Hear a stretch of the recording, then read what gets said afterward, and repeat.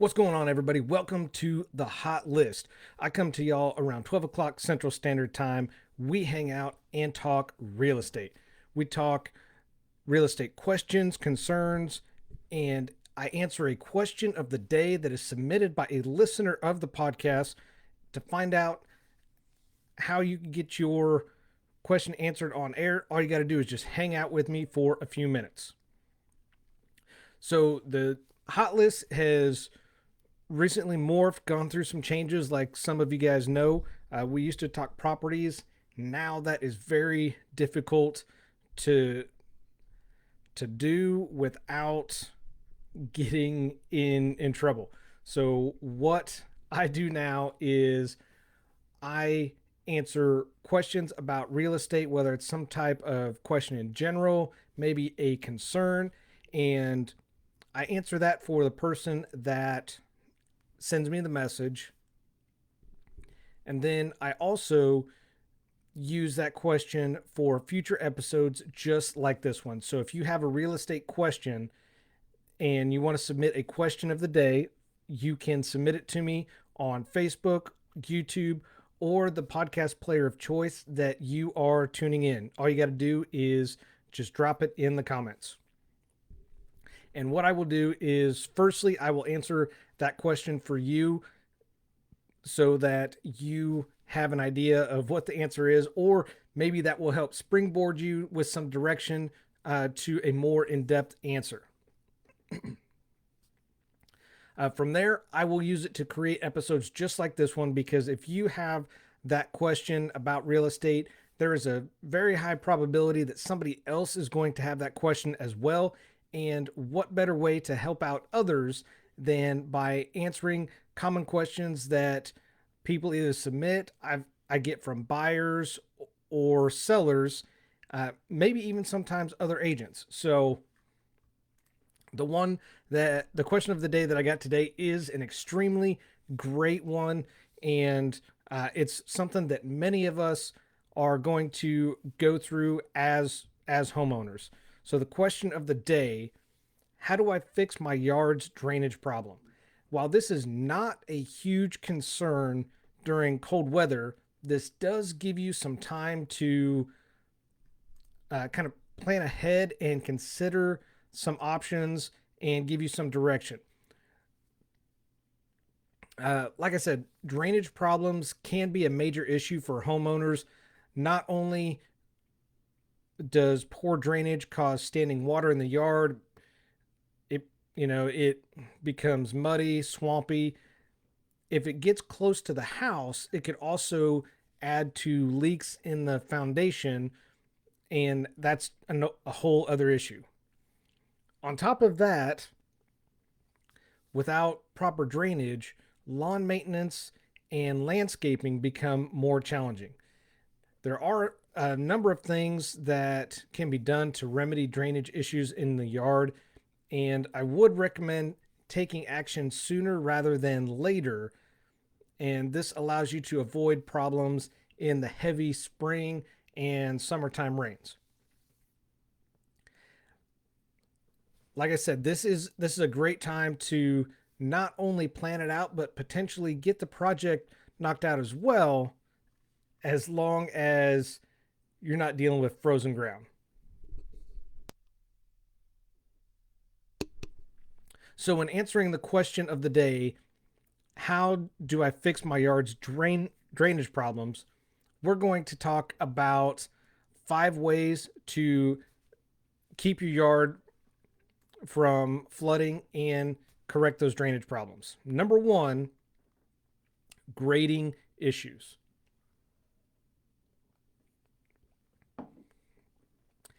This can be one of the most common problems when it comes to standing water around the foundation or the yard, and that is inconsistent grading in the yard. This can especially cause problems if a home is at the bottom of a big slope, and more common when low grading is around the yard or even the foundation. Water is going to flow along the soil wherever the grade leads, and this may cause it to collect around the home in low areas. And when it gets around the home, it water, I'm sure I don't have to tell you guys, will find a way to get into your basement. The running joke around here, because of our clay soil, is there's two types of basements: ones that leak and ones that will leak. So you want to keep the water away from the foundation so it doesn't find a way into your basement. The other thing that this could cause is maybe a overgrown spot or a swampy patch in your yard. The remedy for this can be pretty simple. When landscaping near the house, if you're redoing the landscaping, it may cause like a basin for water to collect and pool in. So what often helps is extending the downspouts away from the home, and you may not need to dig any trenches depending on the layout of the home. Just simply redirecting the downspouts or discharge pipes may work. You combine this with regrading your yard or even around the foundation. I'm not saying add more dirt to the foundation. I'm recommending to scrape soil away from the high spots around the foundation or your yard and move them to the lower spots. Now, in your yard, you could bring in additional soil for those low spots, but don't add that to your foundation, because that's going to put unneeded stress against your foundation, because there's more weight pressing in on your foundation walls, and you definitely want to avoid that. Number two option is construct a dry creek bed. This can channel water away from a low spot or direct runoff into a rain garden or drywell, which we're going to cover shortly. There will be some landscaping and some labor involved with this. This project is going to look great even when it's dry. This allows you to solve your drainage problem as well as create a nice landscape feature in your yard. By building this, you are actually going to direct water away from the low spot in your yard, or if the slope of the yard permits you to do it, it can be used to drain the low spot in your yard.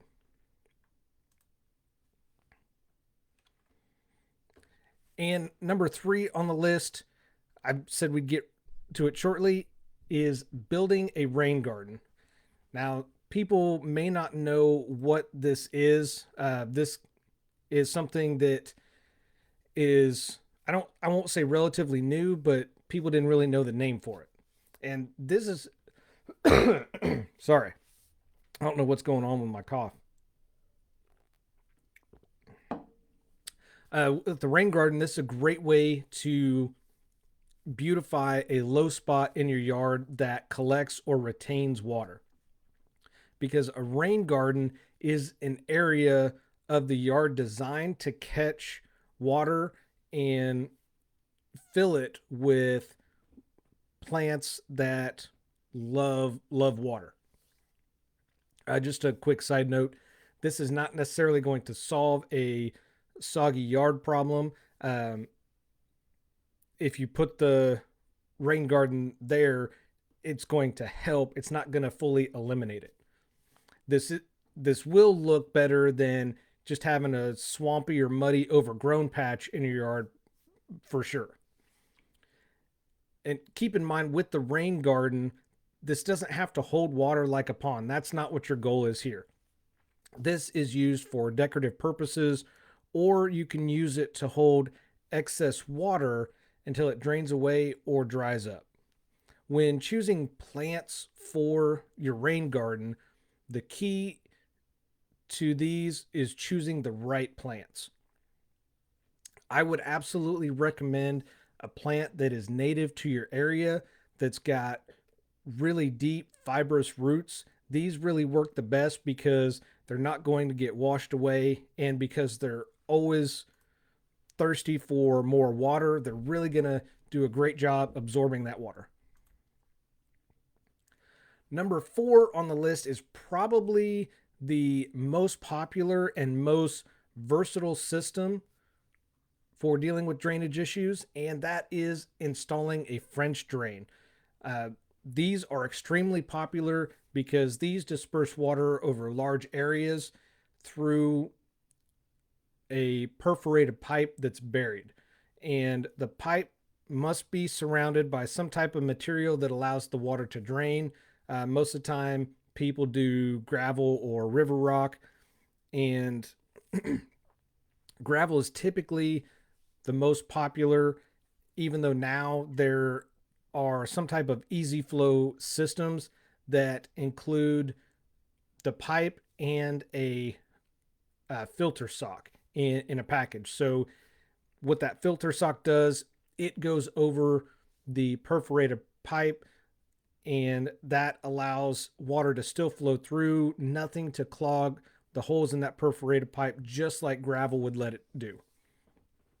Now, with French drains, most people think that they need some type of inlet or outlet to let water come in or let it flow out. That's not necessarily the case. Although if you choose to do that, you can utilize that. It's just going to depend on the layout of your yard. So if you have a yard that you can do that and your backyard sits higher than your front yard, you can absolutely do that. If it's a case where your backyard is lower than your front yard, you don't necessarily have to have that outlet. You can create that drain and it's going to disperse throughout that tube. French drains can also be used alone or combined with a drywell. And again, these don't require an outlet for water, but the design for these, water soaks into the soil as it flows through the perforated pipe, and it may take a while to dry up and be absorbed, but it will absolutely get done. And finally, number 5 on the list, a drywell. These can be one of the biggest projects on the list out of these 5, just depending on how big of a rain garden or creek bed that you want to do. Those may be pretty labor intensive depending on how big of an area that you're trying to do. Where a dry well, if you do just a dry well itself, it's not necessarily that big of a project. But if you tie a French drain to it, that's where some more of the bigger part of the project comes in. For those that don't know, a dry well is a large hole that is filled with gravel or some type of other aggregate. This catches excess water and holds it while it soaks into the ground. Dry well capacities can be increased by burying special dry well barrels in the ground. These are generally plastic containers that collect water and hold the water till it drains out through holes in the sides or the bottom of the barrel. Just a reminder, if you decide to do a dry well barrel, these need to be surrounded by gravel or porous material as well. And depending on the layout of your yard, if you've got, huge drainage issues, these can either be stacked on top of one another or set up side by side.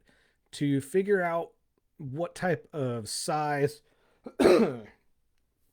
that you would need, because these barrels do come in different shapes and sizes, you want to have a size large enough to collect at least 10 to 15 minutes of a heavy downpour when it first hits. one of the best sites I've found to help not only guide you through this process, but calculate the size of the dry well is ndspro.com. That's November Delta Sierra Pro.com. And this will give you an idea of the size that you would need, as well as increase the capacity of your dry wells, because you can, again, you can stack them, you can set them up side by side. Another way that you could also increase the capacity of the dry well, like I already mentioned, is connecting it to a French drain. So if you have an extreme low spot in your backyard, for example, but you the backyard sets lower than what your front yard does, well, all you would need to do is put in a dry well and run a French drain.